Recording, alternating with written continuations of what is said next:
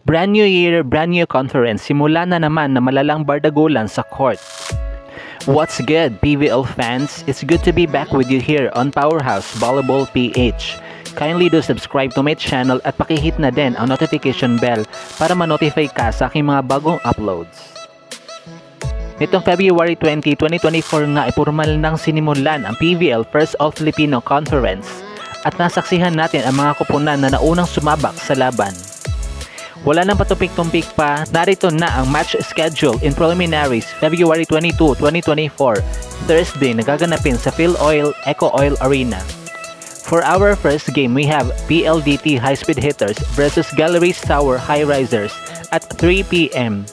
Malaking hamon ito para sa High Risers sapagkat mas lalong pinalakas ang High Speed Hitters ngayon with the addition of PLDT's new Holy Trinity, KKD, Majoy, and CAF. Para naman sa ating second game, we have Choco Mocho Flying Titans versus Next Led Chameleons at 5 p.m. Kailangan mag-step up nitong Chameleons lalo na't hindi pa makakalaro ang kanilang tallest recruit na si Ivy Laxina dahil sa iniinda nitong injury.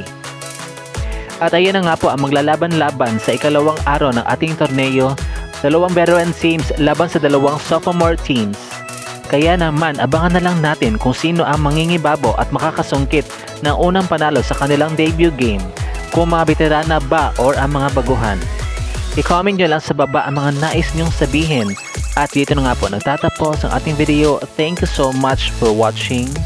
Kindly do subscribe to my channel at pakihit na din ang notification bell para ma-notify ka sa aking mga bagong uploads.